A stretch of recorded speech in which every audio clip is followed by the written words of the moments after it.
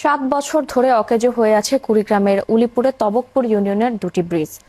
বড়ুয়া তবকপুর বাজারের কাছে ব্রিজ উল্টে আছে পিলার ভেঙে, আর রসুলপুরের চুনিয়ারা পাড়ের গ্রামের বৃষ্টির পিলার দেবে আছে, যে কোনো সময় এটি ভেঙে পড়ার ঝুঁকিতে আছে। অকেজো দুই ব্রিজের কারণে চলাচলে চরম দুর্ভোগে ইউনিয়নের শিক্ষার্থী, কৃষক, ব্যবসায়ী সহ হাজারো মানুষ। স্থানীয় প্রকৌশল অধিদপ্তরকে বারবার ব্রিজ সংস্কারের জন্য লিখিতভাবে বললেও কোনো লাভ হয়নি বলে অভিযোগ এলাকাবাসীর। রাজু মুস্তাফিজের তথ্য ও ছবিতে প্রতিবেদন। বানের তোড়ে পিলার ভেঙে উল্টে আছে ব্রিজ 7 বছর ধরে। উপজেলা শহরের হাসপাতাল মোড় থেকে তবকপুর ইউনিয়নের বড়ুয়া তবকপুর বাজারগামী পাকা সংযোগ সড়কের প্রায় 5 কিলোমিটার দূরের এই ব্রিজটি 2018 সালের ভয়াবহ বন্যায় পিলার ভেঙে উল্টে যায়। এরপর থেকেই সংযোগ সড়কটি বিচ্ছিন্ন হয়ে যায়। ব্রিজের স্থানে তৈরি হয়েছে বিশাল এক গর্তের মতো জলাশয়।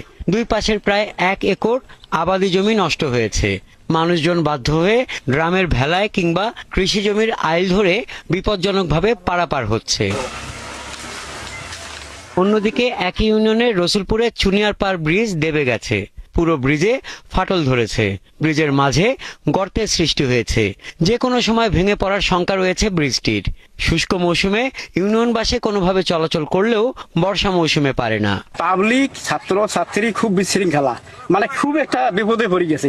একটা মানুষ অসুস্থ হয়, হওয়ার পরে এই যে এই ব্রিজ দিয়ে যে পার হবে, এই ধরনের কোনো স্কোপ নেই। গাড়ি ঘোড়া চলবে নাকি না, গাড়ি ঘোড়া চললে ভাঙি গুঁড়ি পড়ে যাচ্ছে।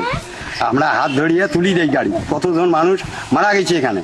20 থেকে 25 বার পর্যন্ত লোকজন আসিয়ে মাপজোক করছে, করাতে কোনো প্রকার কাজ হচ্ছে না।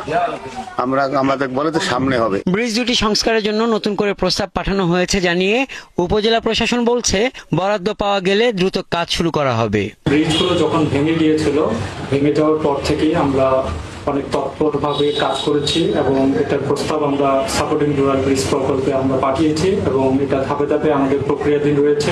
অকেজো দুই ব্রিজ দ্রুত সংস্কারের মাধ্যমে চরম দুর্ভোগ থেকে মুক্তি দেওয়ার দাবি তুলেছেন ইউনিয়নের মানুষজন। হাসান আহমেদ, ৭১।